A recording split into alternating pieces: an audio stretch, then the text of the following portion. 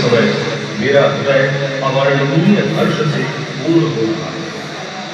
संसार में सन्यासियों की सबसे प्राचीन परंपरा की ओर से मैं आपको धन्यवाद देता हूँ। धर्मों की माता की ओर से धन्यवाद देता हूँ और सभी संप्रदायों और मतों के कोटि कोटि हिंदुओं की ओर से भी धन्यवाद देता हूँ। मैं इस मंच पर से बोलने वाले उन प्रतिबद्ध वक्ताओं के प्रति भी धन्यवाद ज्ञापित करता हूँ जिन्होंने रांची की गतिविधियों का उल्लेख करते समय आपको ये बतलाया कि सुदूर देशों के ये लोग सहिष्णुता का भाव विभिन्न देशों में प्रचारित करने के गौरव का दावा कर सकते हैं। मैं एक ऐसे धर्म का अनुयायी होने में गर्व का अनुभव करता हूँ जिसमें संसार को सहिष्णुता तथा सार्वभौम स्वीकृति दोनों की शामिल है। हम लोग सब धर्मों के प्रति न केवल सहिष्णुता में विश्वास करते हैं बल्कि समस्त धर्मों को सच्चा मानकर स्वीकार करते हैं। मुझे ऐसे देश का व्यक्ति होने का अभिमान है जिसने इस पृथ्वी के समस्त धर्मों और देशों के उत्पीड़ितों और शरणार्थियों को आश्रय दिया। ऐसे धर्म का अनुयायी होने में मैं गर्व का अनुभव करता हूँ जिसने महान जरतुष्ट जाति के हंस को शरण दी और जिसका पालन वो अब तक कर रहा है। भाइयों, मैं आप लोगों को एक संस्कृत श्लोक के पंक्तियों का अर्थ बताना चाहूंगा जिसकी आवृत्ति मैं बचपन से पढ़ रहा हूँ और जिसकी आवृत्ति प्रतिदिन लाखों मनुष्य किया करते हैं। जैसे विभिन्न नदियां भिन्न भिन्न स्रोतों से निकलकर समुद्र में मिल जाती हैं, उसी प्रकार हे प्रभु भिन्न भिन्न रुचि के अनुसार विभिन्न टेढ़े मेढ़े अथवा सीधे रास्ते से जाने वाले लोग अंत में तुझ में ही आकर मिल जाते हैं। ये सभा जो अभी तक आयोजित सर्वश्रेष्ठ पवित्र सम्मेलनों में से एक है, स्वतः ही गीता के इस अद्भुत उपदेश का प्रतिपादन और जगत के प्रति उसकी घोषणा है। जो कोई मेरी ओर आता है चाहे किसी प्रकार का हो, मैं उसको प्राप्त होता हूँ। लोग भिन्न मार्ग द्वारा प्रयत्न करते हुए अंत में मेरी ही ओर आते हैं।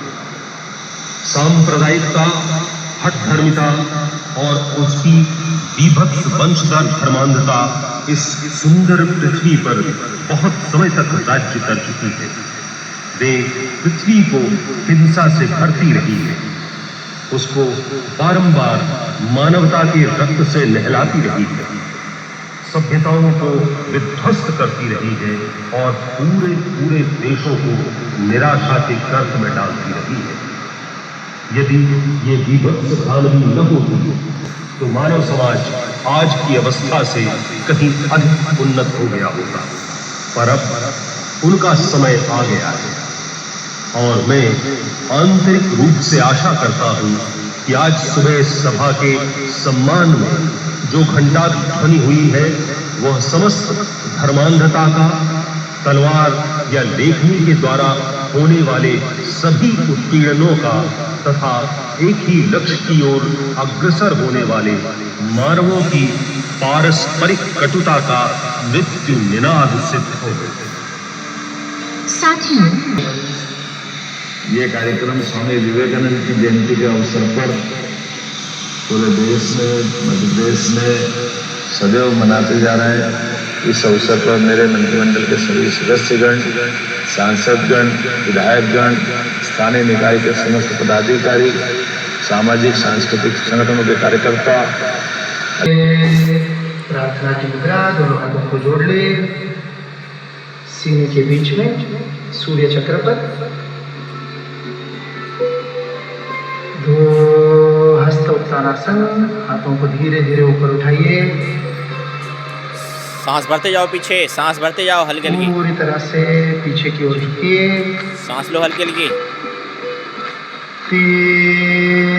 धीरे धीरे श्वास छोड़ते हुए पादहस्तासन की स्थिति में धीरे धीरे आगे झुकिए, हथेलियों को अपने पैरों के पंजों के अगल बगल में जमीन पर टिकाए, सिर को घुटने पे लगाने का प्रयत्न करें जितना पास ले जा सकते हैं। श्वास को भरते हुए 4 अश्व संचालनासन। बाएं पैर को जितना पीछे ले जा सकते पीछे ले जाए। बाएं पैर को, बाएं पैर। दायां पैर दोनों हाथों के बीच में, बाएं पैर का घुटना जमीन पर टिका हुआ। नजर सामने होना चाहिए, नजर सामने। 5 दाहिने पैर को भी पीछे ले जाए, पर्वतासन की स्थिति। कमर पूरी तरह से ऊपर उठी, एड़ियों को जमीन पर लगाने का प्रयत्न। नाभि की ओर दृष्टि। 6 अष्टांग नमस्कार। हाथों और पैरों के पंजे जमीन पर लगे हुए। दाढ़ी लगाइए, सामने देखिए, दाढ़ी लगा दे। और ठुड्डी। 8 अंग। 2 पैर, 2 घुटने, 2 हाथ, छाती और ठुड्डी। अष्टांग नमस्कार। 7 आगे की ओर श्वास भरते हुए भुजंगासन की स्थिति में पूरे पैर सीधे रखो, पैर। 8 पुनः पर्वतासन। दोनों पैर पीछे, ऊपर पर्वतासन पर रहो। नितंबों को ऊपर की ओर उठाइए, एड़ियों को जमीन पर लगाने का प्रयास। नाभि की ओर ध्यान। 9 अश्व संचालनासन की स्थिति पुनः। अपने बाएं पैर को अब हमने आगे लिया है। 10 दाहिने पैर को भी आगे लीजिए, पादहस्तासन। सिर को घुटने की ओर ले जाने का प्रयास। 11 हस्त उत्तानासन। सांस भरते जाइए पीछे साइड, हल्के हल्के। 1 चक्र समाप्त हुआ। हाथों को नीचे ढीला छोड़ दीजिए। एकाग्रता का अनुभव, विनम्रता और धैर्य का विकास होता है इस आसन से। 2 हस्त उत्तानासन। हाथों को फैलाइए, सांस लेते जाइए, हल्की हल्की सांस लेते जाओ पीछे साइड, हल्के हल्के। बनाए रखिए, आकाश की ओर देखें। श्वास भरते हुए ये प्रक्रिया होती है। सीधे रखो हाथ। पेट के अंदर के अवयवों का व्यायाम होता है, पाचन क्रिया में लाभदायक, लंबाई बढ़ाने में भी। 3 आगे आओ, सांस छोड़ते हुए। श्वास को छोड़ते हुए पादहस्तासन की स्थिति में। हथेलियों को पैरों के पंजों के पास धरते, सिर को घुटने की ओर ले चले। रीढ़ को लचीला बनाता है। आगे की ओर झुकने के कारण सिर में रक्त का प्रवाह बढ़ता है, आंखों की रोशनी को बढ़ाने में प्रयोग होता है। 4 अश्व संचालनासन। बाएं पैर को अधिकतम पीछे की ओर ले जाए, दाहिने पांव दोनों हाथों के बीच में। श्वास भरते हुए इसे करना है। आमाशय के ऊपर जो दबाव बढ़ रहा है उसे अनुभव कीजिए। 5 पर्वतासन। पर्वतासन पे आ जाओ, पीछे ले जाइए। दोनों पैर सीधे, एड़ियों को जमीन पर लगाने का प्रयास। दृष्टि सामने होना चाहिए, दृष्टि सामने देखो, सामने सामने देखो बेटा। 6 अष्टांग नमस्कार। सीधे लेट जाओ, ठुड्डी सामने, सिर सामने। छाती और फिर उसके बाद ठुड्डी। 7 जंगासन। शरीर आराम से, रिलैक्स से, आराम से उठो पूरी तरह से ऊपर उठाइए। बेटा, सीधे लेटो। रीढ़ की हड्डी को आराम मिलता है, जंघाओं की शक्ति में वृद्धि होती है। हाथ सीधे रखो। 8 पर्वतासन। श्वास को छोड़ते हुए हाथों और पैरों की मांसपेशियों को और तंत्रिकाओं को व्यायाम मिलता है। 9 अश्व संचालनासन। पैर बदल लो, पैर बदल लो अपना अपना। दाहिना पैर पीछे खींचा हुआ, घुटना जमीन पर, दृष्टि आगे की ओर। 10 दाहिने पैर को भी आगे ले आए, पादहस्तासन की स्थिति। 11 हस्तोत्तानासन। सांस भरिए हल्की हल्की पीछे, सांस भरते जाओ। आत्मविश्वास की वृद्धि रीढ़ को पीछे झुकाने के कारण।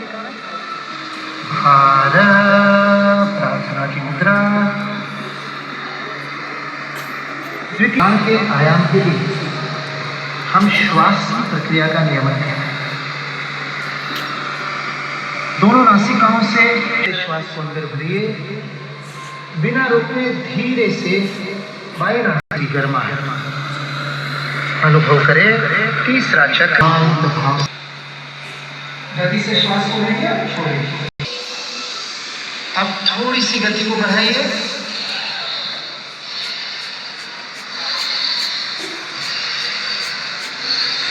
छोड़िए।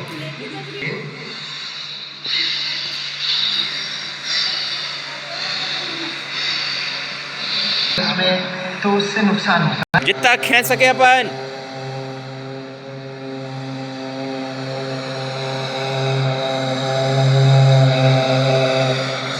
सामान्य रूप से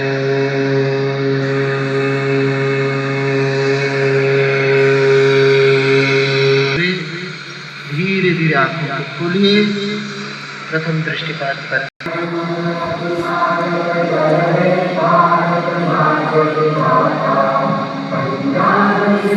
गुजरात मराठा द्राविड़ उत्कल बंगा विंध्य हिमाचल यमुना गंगा उच्छल जगत तरंगा।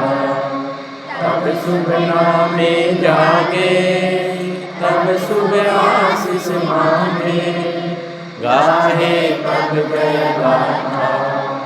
गण मंगलदायक जय हे भारत भाग्य विधाता। हे जय हे जय हे जय जय जय जय हे। भारत माता की।